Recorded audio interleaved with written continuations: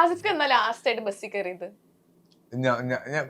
ആക്ടേഴ്സിന്റെ ഒരു ഗുണം എന്താന്ന് പറയുന്നത്, നമുക്ക് ഇതൊക്കെ എപ്പോഴും നടക്കുന്നതാണ്. ഇപ്പൊ ഷൂട്ടിന്റെ ടൈം ആണെങ്കിലും ഇപ്പൊ പിന്നെ ബസ്സിൽ കയറാന്ന് പറഞ്ഞാൽ അത്ര വലിയ പ്രശ്നമുള്ള കാര്യമൊന്നും ബസ്സിൽ കയറുമ്പോ എല്ലാരും നോക്കില്ലേ? ഞാൻ ഇടയ്ക്കൊക്കെ കയറലുണ്ട്. ലാസ്റ്റ് ആയിട്ട് എന്തായിരിക്കും കയറിയിട്ടുണ്ടാവുക? ലാസ്റ്റ് ആയിട്ട് എന്തെങ്കിലും എറണാകുളത്ത് എവിടെയെങ്കിലും ഒക്കെ കുഞ്ഞു സ്പേസിലേക്കൊക്കെ പോയിട്ടുണ്ടാവുള്ളൂ. തൊടുപുഴയ്ക്ക് പോയിട്ട് കുറെ നാളെ. തൊടുപുഴ, കൊച്ചിന്ന് തൊടുപുഴയ്ക്ക് 37 രൂപയുള്ള ഒരു കാലം നിനക്ക് എത്ര വയസ്സുണ്ട്?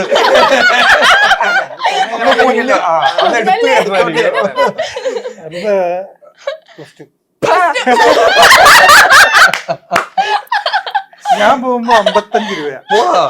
ശരി, 37 രൂപ വരെ ഞാൻ KSRTC അത് കഴിഞ്ഞ് ഞാൻ കാറ് വാങ്ങിച്ചു. ഓക്കെ, അപ്പൊ ജിത്തു സാർ ആണെങ്കിൽ സിനിമയിലേക്ക് അഭിനയിക്കാൻ ഇറങ്ങണം എന്നാണ് സുമേഷ് ഏട്ടൻ പ്രത്യേകം പറഞ്ഞത്. കാരണം എന്താന്ന് വെച്ചാല് കൂമന്റെ പ്രൊമോഷന്റെ സമയത്ത് സിനിമയിലാണെങ്കിൽ നായിക പ്രാധാന്യമുള്ള സിനിമയാണോ എന്ന് ചോദിച്ചപ്പോ സാർ പറഞ്ഞു ഇല്ലാതെ. ഇല്ല, പറഞ്ഞിട്ടില്ലേ? അപ്പൊ അതുകൊണ്ട് സാറ് നായിക പ്രാധാന്യമുണ്ട്, നായകനൊന്ന് ശ്രദ്ധിച്ചോ അങ്ങനെയൊക്കെ എനിക്ക് പറയാൻ പറ്റുമോ?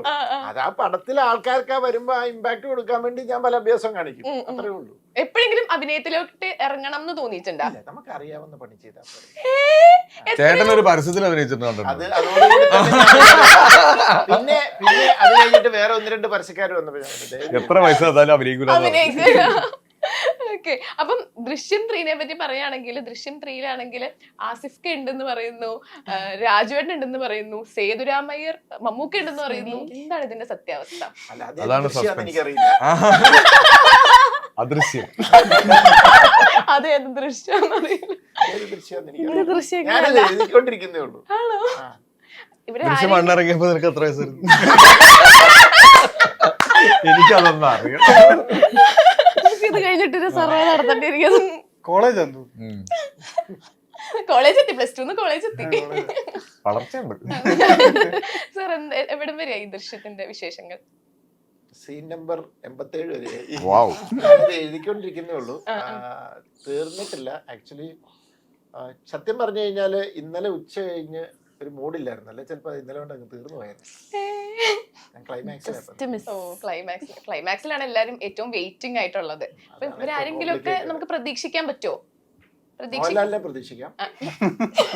ഞങ്ങളെ ആരെങ്കിലും എന്നാന്നറിയോ, ദൃശ്യം 3-ക്കകത്ത് പുതിയതായിട്ട് അങ്ങനെ ആരും തന്നെ വരുന്നില്ല. ഫസ്റ്റിലെയും സെക്കൻഡിലെയും ഒക്കെ, കാരണം ഇതെല്ലാം കണക്റ്റഡ് ഓൾറെഡി ആയിട്ടുള്ള ക്യാരക്ടേഴ്സ്. 1-2 ചെറിയ ക്യാരക്ടേഴ്സ് വരുന്നല്ലാതെ മേജർ ഇതല്ല. അത് പറഞ്ഞപ്പോഴാണ് സാറിന്റെ സിനിമകളിൽ നമ്മൾ നോക്കുവാണെങ്കിൽ പുതുമുഖങ്ങൾ വളരെ കുറവാണ്. സാറ് തോന്നിയിട്ടുണ്ട് അങ്ങനെ? ഞാൻ ഒത്തിരി പുതുമുഖങ്ങള്, പക്ഷെ ഞാൻ ചെറിയ ക്യാരക്ടേഴ്സിന് ട്രൈ ചെയ്യും. ലീഡ് ക്യാരക്ടേഴ്സിലേക്ക് ഞാൻ അങ്ങനെ ഫ്രഷ് ആയി, കാരണം ഞാൻ ഈ പറഞ്ഞ പോലെ ഞാൻ ചെറിയ കംഫർട്ട് സോണിൽ പോകുന്നത്, നന്നായിട്ട് അഭിനയിക്കാൻ അറിയാവുന്നവര് വെച്ച്, കാരണം എനിക്ക് പുതുമുഖങ്ങളെ വെച്ച് ട്രെയിൻ ചെയ്ത് അങ്ങനെ ഒരു കോൺഫിഡൻസ് എനിക്ക് വന്നിട്ടില്ല. പക്ഷെ ഞാൻ ചെറിയ ക്യാരക്ടേഴ്സിന് ചെയ്യാറുണ്ട്. പിന്നെ അപ്കമിങ് ആയിട്ടുള്ള ആൾക്കാര് എന്തോ എനിക്കതൊരു, പക്ഷെ എനിക്കൊരു ആഗ്രഹമുണ്ട് ട്രൈ ചെയ്യണം. ഓക്കെ, അപ്പം ആസിഫ് കാക്ക, ഞാൻ കഴിഞ്ഞ 2-3 ദിവസം മുന്നേ അസ്കർക്കാട് ഇന്റർവ്യൂ എടുത്തിട്ടുണ്ടായിരുന്നു. അപ്പൊ ഞാനിങ്ങനെ ചോദിച്ചിട്ടുണ്ടായിരുന്നു, ഇപ്പൊ ലൈഫിലാണെങ്കിൽ ഒരു ഹാൻഡ് ഓഫ് ഗോഡ് പോലെ ആരാണ് വന്നിട്ടുള്ളതെന്ന് ചോദിച്ചപ്പോ അസ്കർക്ക പറഞ്ഞത് ഇത്താത്തയാണെന്നാണ്. അപ്പം ശരിക്കും അവര് തമ്മിൽ ഭയങ്കര ബോണ്ടാണോ? പിന്നെ വീട്ടില് ഇപ്പം എന്റെ ഉമ്മയുടെ അതേ പൊസിഷനിലാണ് ജാമയുള്ളത്. വീട്ടിലെ കാര്യങ്ങൾ മുഴുവൻ ഇപ്പൊ ഞങ്ങള് ഈ 2 ആമ്പിള്ളേരുള്ള വീട്ടിലെ പ്രശ്നം അറിയാലോ, രണ്ടും വീട്ടിൽ നിന്ന് ഇറങ്ങി കഴിഞ്ഞാൽ അവിടെ ഇല്ല, ഞങ്ങൾ രണ്ടുപേരും തൊടുപുഴയിലില്ല. അപ്പൊ വീട്ടിലെ നമ്മുടെ ഒരു ആബ്സെൻസ് ഫീൽ ചെയ്യാത്ത രീതിയിൽ എല്ലാം ചെയ്യുന്നത്, അതിപ്പോ വാപ്പാക്കാണെങ്കിലും ഉമ്മാക്കാണെങ്കിലും അച്ഛനാണെങ്കിലും എല്ലാ കാര്യങ്ങളും ഒരു എന്താ പറയാ, ഒരു കെയർ ടേക്കർ എന്ന് പറയുന്നത് സമയാണ്. അപ്പം ഇപ്പൊ എനിക്കും അതുകൊണ്ട് ഇപ്പൊ ഞാൻ അറിയാലോ, എന്റെ ഫോൺ പ്രശ്നം എനിക്ക് എല്ലായിടത്തും ഉണ്ട്. അതെന്റെ പ്രൊഫഷണൽ മാത്രമല്ല, പേഴ്സണൽ ലൈഫിലും പല ഇത് ഉണ്ടായിട്ടുണ്ട്. അപ്പൊ ഞാൻ വീട്ടിലേക്കൊക്കെ 5-6 ദിവസമൊക്കെ കൂടുമ്പോഴാണ് ഞാൻ വിളിക്കാറും സംസാരിക്കാറൊക്കെ ഉള്ളൂ. അപ്പൊ ആ ഗ്യാപ്പ് പോലും ഒരു പരിധി വരെ ഫില്ല് ചെയ്യുന്നത് സമയമാണ്. ഓക്കെ, അപ്പം അതുപോലെ ഇക്കാന്റെ ലൈഫിൽ ഒരു ഹാൻഡ് ഓഫ് ഗോഡ് പോലെ ആരായിരിക്കും വന്നിട്ടുണ്ടാവുക? വളരെ ഒട്ടും പ്രതീക്ഷിക്കാത്ത സമയത്ത് അതുപോലൊരു വ്യക്തി ആരായിരിക്കും? ഒത്തിരി പേരുണ്ട് അങ്ങനെ. ഇപ്പം ഓരോ സമയത്തും ഓരോരുത്തർ വന്നിട്ട് ഒരു പേർപ്പസ് സെർവ് ചെയ്ത് പോയിട്ടുണ്ട്. ഞാൻ പണ്ടൊക്കെ തമാശക്ക് പറയായിരുന്നു, ഓരോ ഗേൾ ഫ്രണ്ട്സ് ലൈഫിൽ വന്നപ്പോഴും അതിന് ഓരോ സ്പേസ് ഉണ്ടായിരുന്നു. പല ഗേൾ ഫ്രണ്ട്സ് വന്നുകൊണ്ടാണ് സപ്ലി പോലും ക്ലിയർ ചെയ്തെടുത്തത്, ഇമോഷണലി ഡീൽ ചെയ്ത് ഇരുത്തി പഠിപ്പിച്ച്. അങ്ങനെ ഒത്തിരി ആളുകളുണ്ട്. അപ്പൊ അത് സുഹൃത്തുക്കളായിട്ടും ഗേൾ ഫ്രണ്ട്സ് ആയിട്ടും ഒക്കെ മെന്റേഴ്സ് ആയിട്ടും. ഇപ്പം ലൈക് ഷംസർ എന്ന് പറഞ്ഞ ഒരു മജീഷ്യൻ എന്റെ ലൈഫിലേക്ക് വന്ന് എന്റെ ലൈഫ് തന്നെ മറിഞ്ഞതാണ്. അങ്ങനെ ഒത്തിരി പേരുണ്ട്. ഇക്കയുടെ ലൈഫിൽ ഒരു ഹാൻഡ് ഓഫ് ഗോഡ് ആണ് ആരാണ്? പ്രത്യേകിച്ച് അങ്ങനെ ഒരാളുടെ പേര് പറയാനില്ല, എല്ലാരും എല്ലാരും തന്നെ എല്ലാ നിമിത്തങ്ങളോടും വളരെയധികം കടപ്പെട്ടിരിക്കുന്നു. ഓക്കെ, ചേച്ചി. എനിക്കും ഈ പറഞ്ഞ ഫസ്റ്റ് പേരൻസ് തന്നെയാണ്. ഇപ്പൊ ഞാൻ ചെറുപ്പം തൊട്ടിട്ടുള്ള എന്താഗ്രഹം പറഞ്ഞാലും ഒരിക്കലും ഇപ്പൊ ഞാൻ ഡാൻസ് പഠിക്കണം എന്ന് പറഞ്ഞു, അത് ഓക്കെ. ഞാൻ സത്യം പറഞ്ഞാൽ അവര് സിംഗേഴ്സ് ആയിട്ട് എനിക്ക് പാട്ട് പഠിക്കാൻ താല്പര്യം ഉണ്ടായിരുന്നില്ല. അതിനോടും അവരെന്നെ നിർബന്ധിച്ച് നീ പാട്ട് പഠിക്കണം അങ്ങനെയൊന്നും പറഞ്ഞിട്ടില്ല. അപ്പൊ ഒന്നിനും എനിക്ക് അങ്ങനെ ഒരു എക്സ്പോഷർ അന്നോട്ടെ അവർ ആ സ്റ്റേജസ് ആണെങ്കിലും എല്ലാത്തിലും ഒപ്പം നിന്നുകൊണ്ടാണ് ഇന്നിപ്പം പെട്ടെന്ന് സിനിമ വന്നപ്പോഴും എനിക്കത് ചെയ്യാൻ പറ്റിയതും എല്ലാം. പിന്നെ ആൽവിൻ അങ്കിളാണ് ആദ്യം സെക്കൻഡ് ക്ലാസ് യാത്ര എന്ന് പറഞ്ഞ സിനിമയിലേക്ക് എന്നെ ആഡ് ചെയ്യുന്നത്. പിന്നെ ഉണ്ണിമായ ചേച്ചിയാണ് എന്നെ മഹേഷിന്റെ പ്രതികാരത്തിന്റെ ഓഡീഷന് വിളിക്കുന്നത്.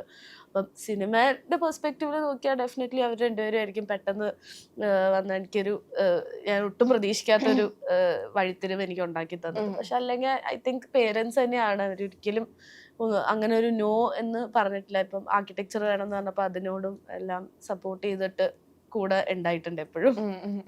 സർ അല്ലാതെ ഏത് ആര് പറയുന്നാണ് ഇപ്പൊ ആലോചിച്ചത്? അതല്ല നമുക്ക് പല സിറ്റുവേഷനിൽ പലരും നമ്മളെ സഹായിച്ചിട്ടുണ്ട്. ഇപ്പൊ പ്രൊഫഷണലി ഇപ്പൊ സിനിമയിലേക്ക് വരാനാണെങ്കിൽ എൻ്റെ ഒരു കസിൻ ഉണ്ട്.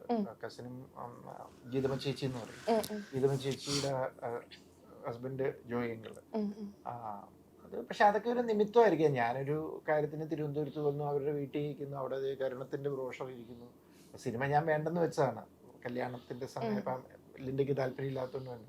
പക്ഷെ ഞാൻ അവിടെ കണ്ടപ്പോൾ ഞാൻ എഴുതുന്നു. പക്ഷെ ലിൻഡ പറഞ്ഞു. അപ്പോൾ അവർ പറഞ്ഞു, ജയരാജ് സാറിനെ വിളിച്ച് പറഞ്ഞു. അങ്ങനെ വന്ന് ഞാൻ വേണ്ടാന്ന് വെച്ചൊരു സാധനം തിരിച്ച് അതെൻ്റെ ലൈഫിലേക്ക് വന്നു. അതിൻ്റെ ഒരു നിമിത്തം അവരാണ്. അവർ ഇനിഷ്യേറ്റീവ് എടുത്താണ് അത് ചെയ്തത്. അത് പ്രൊഫഷണലി. ഇപ്പം ലൈഫിലല്ലാത്ത ഒത്തിരി ക്രിട്ടിക്കൽ മൊമെന്റിലൊക്കെ നമുക്കിങ്ങനെ അൺഎക്സ്പെക്റ്റഡ് ആയിട്ട് നമുക്ക് പല ഹെൽപ്പും സപ്പോർട്ടും വന്നിട്ടുണ്ട്. കാരണം എൻ്റെ മദർ എപ്പോഴും പറയുന്നൊരു കാര്യമുണ്ട്, എൻ്റെ ലൈഫിൽ ഭയങ്കര അത് ഇതല്ല, നമുക്ക് പറ്റുന്ന ആൾക്കാരെ നമ്മൾ സഹായിക്കുക. സാമ്പത്തികമായിട്ട് മാത്രമല്ല, പല രീതിയിൽ സഹായിക്കുക. നമ്മളെ സഹായിക്കുക. അവരിന്ന് തിരിച്ചൊന്നും പ്രതീക്ഷിക്കരുത്. പക്ഷെ നമ്മളൊരു ക്രൈസിസ് വരുമ്പോൾ നമുക്ക് എവിടുന്നെങ്കിലൊക്കെ സഹായം. എനിക്കത് ഞാൻ പേഴ്സണലി എക്സ്പീരിയൻസ് ചെയ്തിട്ടുള്ള.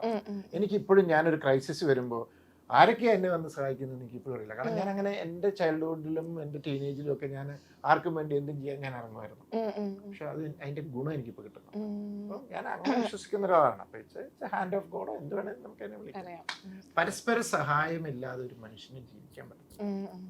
അതായത് എന്നാ വലിയ ഇതാന്ന് പറഞ്ഞാൽ, എത്ര പണം ഉണ്ടെന്ന് പറഞ്ഞാലും നമുക്ക് ലൈഫിൽ ഏതെങ്കിലുമൊക്കെ ഒരു പോയിന്റ് വരും, നമുക്ക് മറ്റുള്ള ആൾക്കാരെ സഹായം അങ്ങനെ. ഞാനത് വിശ്വസിക്കുന്നുണ്ട്.